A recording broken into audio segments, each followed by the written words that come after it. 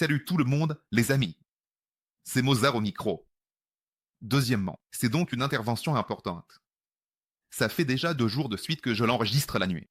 Eh bien, ce genre de choses arrive très rarement. Pour que vous compreniez, hier, on a eu l'un des plus gros vents de capitalisation des cryptos de toute l'histoire, et aujourd'hui, c'est l'un des plus gros chutes de capitalisation des cryptos de toute l'histoire. La raison, Trump a imposé des taxes sans pitié. C'est définitivement approuvé. 25% sur le Canada et le Mexique et 10% supplémentaires sur la Chine. C'est-à-dire jusqu'à 10%. Le Canada a immédiatement répondu qu'il allait imposer des taxes de rétorsion. Sur l'écran, j'ai maintenant un graphique de 5 minutes sur l'indice du dollar. Le plus intéressant, c'est que l'indice du dollar n'a pratiquement pas bougé. Eh bien, en fait, c'est un graphique de 5 minutes sur un petit rebond. Et à peu près là, au centre, ça se négocie. Je fais juste du trading sur le Forex, mais j'en ai beaucoup parlé. C'est important pour moi aussi. Eh bien, la crypto a absorbé toute la hausse du week-end.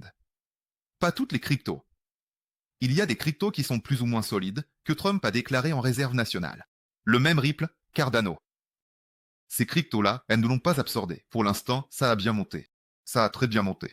HBAR, par exemple, n'a pas absorbé. Bien qu'il n'ait pas été là.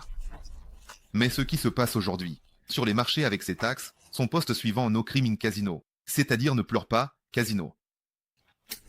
Je ne sais pas. De quoi il veut parler, sur quoi il fait allusion. Alors, qu'est-ce qu'on a ici, au final? Aujourd'hui, le Russell 2000 est en chute, il a plongé de 3% au pic. D'accord. Fort. Vraiment. Fort. Le Nasdaq est déjà en baisse de 2,42 et 3%. D'accord. Nvidia est en chute de 10%. Au pic, ça remonte un peu. Le S&P 500 c'est le plus lourd, il chute de 2%. Le S&P 500 c'est le plus lourd. Quel est mon plan? Donc, j'ai maintenu ma position longue. Je pensais qu'elles l'ont vous donné. À quel prix? 87, là c'est 84. Hier, je disais que ça allait être intéressant dans cette fourchette. J'avais promis de donner un point d'entrée. Voici notre point d'entrée. 85 à 300. Alors, quel est le plan ici? Alors, take, vous voyez à l'écran. Stop, déclencheur à la clôture. Comme d'habitude. Bougie de Doge par rapport à la longueur du stop. Le volume est simple. Pas de changement. Ici, rien ne change. Le volume est simple pour l'instant.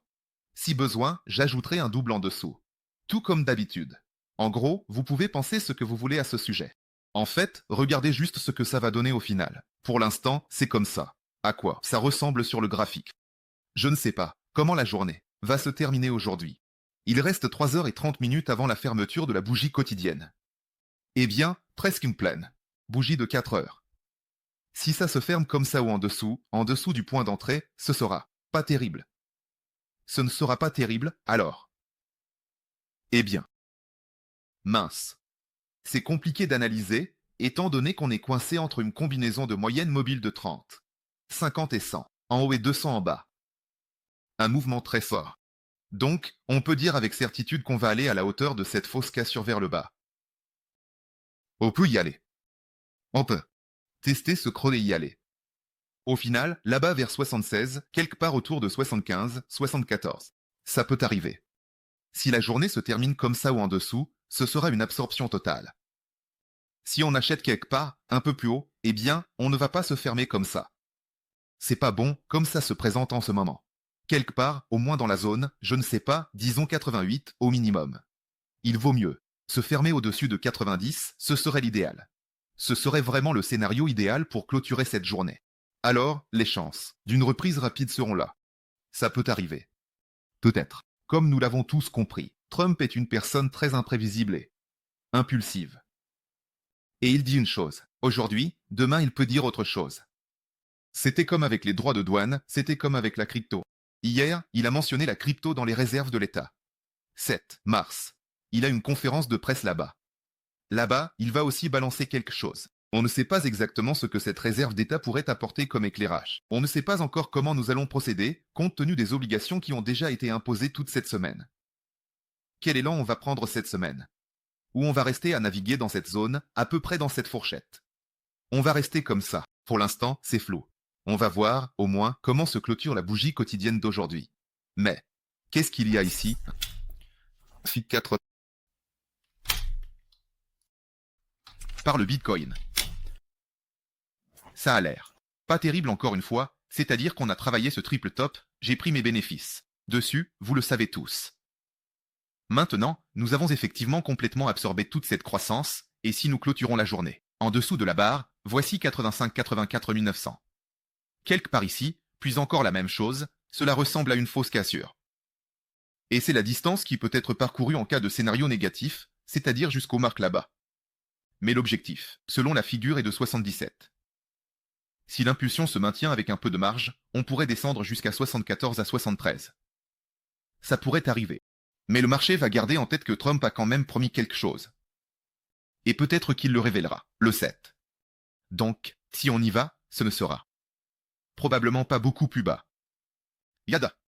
On va s'arrêter et attendre les résultats. Tant que cette figure n'est pas clôturée. Liquidation. Hier, short liquidé, long sort. La mer. Hier, on a liquidé tous les shorts, aujourd'hui, on sort tous les longs. Avant ça, on avait aussi liquidé tous les longs. Hier, il y a eu des liquidations de short pour. En gros, il y a 55 millions de dollars net en short, aujourd'hui, on a 52 millions de dollars net en long. L'hélicoptère est faux, je ne sais pas. Pour l'instant, je suis entré en position. Pour l'instant, c'est à peu près ce prix moyen qui me convient. C'est à peu près la clôture de vendredi. À peu près. Eh bien, la clôture de vendredi était à 84 400, moi, je suis entré à 85 300. Ni ici ni là avec la volatilité actuelle, c'est généralement une bagatelle, pas perceptible. Plus tard. Total 3 Alta. Voilà, ça a l'air un peu moins bien que Bitcoin. Enfin, ça ressemble beaucoup au Bitcoin, mais il faut aussi comprendre que si on avale tout ce mouvement aujourd'hui et qu'on ne monte pas plus haut, on pourrait descendre sur cette distance et se heurter à la moyenne mobile annuelle autour de 3,720 milliards de dollars. Et donc, le scénario avec un trillion. Soit il va prendre beaucoup de temps. Si on recouvre complètement la bougie de la semaine dernière, soit il s'étire vraiment beaucoup, soit il est complètement annulé, ce qui, dans le cadre de la structure hebdomadaire actuelle, semble, eh bien, douteux. Bien que ça puisse arriver. Le lancement a été fort. Après tout, c'est novembre-décembre. Le casting était solide. Mais on ne peut pas exclure ça. Les tarifs douaniers sont forts, ils constituent une arme puissante qui frappe durement tous les marchés. Nous le voyons parfaitement. Et si dans un avenir proche, il n'y a pas de facteurs positifs qui apparaissent, on prendra des décisions, au fur et à mesure. Donc, techniquement, c'est comme ça que ça se présente. Donc nous avons fermé la semaine dernière, ok, j'ai en quelque sorte enregistré une vidéo à ce sujet hier pour que tout soit clair. Et maintenant, on est en train de trader partiellement cette bougie. On ne peut pas la recouvrir complètement. Ensuite, tous les scripts peuvent être réécrits, absolument tous. Pendant que nous les changeons, oui, une réduction acceptable. Voilà, on a fait du trading selon Fibonacci. On peut trader. C'est une descente de retour à 780 à 790 milliards de dollars. Yada. Oui, ça peut arriver. Si Bitcoin revient quelque part, à 83 ou décide de combler tout cet écart à 80, alors en principe, oui, c'est possible. Concernant le point d'entrée, je doute d'avoir atteint une sorte de fond, et nous ne le mettrons pas à jour. J'en doute fortement, il y a de fortes chances que ça descende encore plus bas. Mais j'ai pris une entrée adéquate. Moyenne, je ne peux jamais deviner. Le point d'entrée parfait exact. C'est raisonnable, c'est normal. Bien qu'on y soit déjà revenu. Suivant. Le financement dans le système. À quoi ressemble le financement? Pour l'instant, il est positif. C'est-à-dire qu'hier, il est tombé dans la zone négative à 0. Eh bien, dans la zone négative, mais sur la journée, il y avait 0. Donc, je vais faire une moyenne pour la journée. On est tombé à 0. Il y avait un mois. Là, à peine 1 heure. 1 à 2 heures. Tout comme c'était le cas vers le 4 février. Après le dump du 4 février, on n'est pas tombé en dessous de 0 non plus. Et on se remet encore. Donc, le financement tient pour l'instant. Considérant le financement, oui, on peut s'attendre pour l'instant à ce que cela absorbe toute l'histoire de la pompe. Pour le week-end, on peut encore compter là-dessus. Le GAP, sur le CME. En gros, nous l'avons. On l'a presque couvert. C'est-à-dire, ça dépend de comment on compte. Si par des ombres, il le bloquait. Mais c'est vrai, il faut bien compter par le corps. La fermeture du corps ici, ça ne suffit pas. Quand même, 84, quelque part autour de 7 cents, 800. Bon, d'accord, ce sera plus simple de regarder le Bitcoin ici, où se trouve la couverture du gap. Voilà. Sur les bourses. Oui, on peut le faire sans problème. En fait, avec la propriété actuelle, il n'y a pas de problème pour y aller. Donc, il y a beaucoup de facteurs contradictoires en ce moment. énormément. Et le SCP. Et le SCP s'approche de la moyenne mobile à 2 cents, ce qui est en gros assez rare pour le SCP. La dernière fois qu'il a été aussi proche, c'était le 5 août, sur le Coritrade avec le yen. Avant ça, il était en bear market, carrément. Ça se rapproche encore. Sur le DAC. On est bloqué sur la moyenne mobile à 2 cents plus le strip mensuel. Et voilà, Russell 2000. En fait, ça descend, ça tombe comme une pierre et ça se dirige vers la moyenne mobile annuelle, si je comprends bien. La moyenne mobile annuelle, ouais, voilà, ça s'est aussi heurté à ça. Partout, il y a de très fortes résistances sur le marché, vraiment très solides. Et en plus, l'indice du dollar, eh bien, ne provoque pas encore de grandes réactions. Ne provoque pas de grandes réactions. C'est-à-dire que c'est très similaire, encore une fois, au comportement émotionnel. Parce que pour l'instant, personne ne sait vraiment comment ces sanctions vont fonctionner. Ça va mener à... Ce ne sont pas des sanctions, tout ça s'appelle des sanctions. Elles vont mener à une augmentation de l'inflation. Ça ne va pas arriver, ça va prendre beaucoup de temps, c'est clair. Pour l'instant, c'est la première réaction émotionnelle. Donc, ici, il faut vraiment se concentrer sur le graphique. Ici, prendre une décision au milieu de toutes ces nouvelles contradictoires, c'est impossible. Donc, je regarde juste le graphique et je prends, comment dire, des décisions plus ou moins adéquates pour moi-même. Et vous les voyez sur l'écran.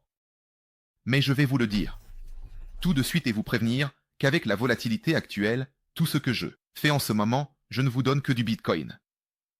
Et pour l'instant, c'est un volume standard, pour moi c'est 2% sur le dépôt, le risque de perdre 2% sur le dépôt si nous cotions près du stop ou juste en dessous. Comment vous faites? Je ne sais pas. Je travaille avec mon volume. Pour l'instant, c'est un volume standard et je ne prends pas de gros risques. Mais la situation elle-même est très difficile et risquée. Et comment tout cela va-t-il se terminer au final? Eh bien, une telle structure est rare. Pour monter autant au début, puis redescendre autant après. Surtout avec un tel écart. C'est, eh bien, rare. Vous trouverez très peu d'exemples adéquats sur le graphique. Pour qu'il y ait une telle structure 2 jours de suite. Donc, prenez votre décision vous-même, s'il vous plaît. Vous devez décider si vous allez me suivre ou pas. Mais, je pars du graphique, de ce que je vois. Et c'est raisonnable. C'est pas mal. Comme point. Pour essayer de prendre une position longue. FD. Si on descend vraiment bas, on va devoir retravailler toute cette figure, le schéma sera réécrit. Je le conçois tout à fait. Là, c'est vraiment le cas. Parce qu'on est vraiment coincé là, au milieu des moyennes mobiles. On peut aller partout ici et pendant très longtemps. Et il va falloir soit en reprendre, soit fermer selon là avec une perte, par exemple partielle, et mettre un ordre limite plus bas. Il y a plein d'options ici, donc, s'il vous plaît, regardez et faites attention à tous les risques. Je vous préviens simplement, tout ce que je voulais dire, je l'ai dit. J'ai dit beaucoup de choses. Oui, on peut comprendre que c'est soit un long, soit un short, mais regardez mes actions, je suis en position longue, il y a un point d'entrée, un take, et un point de stop de déclenchement.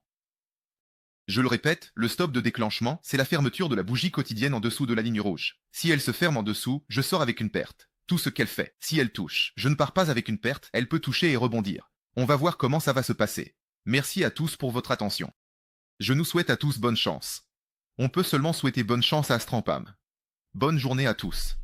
Alors, quel jour, nuit, et demain, bonne journée. Et à tous, au revoir.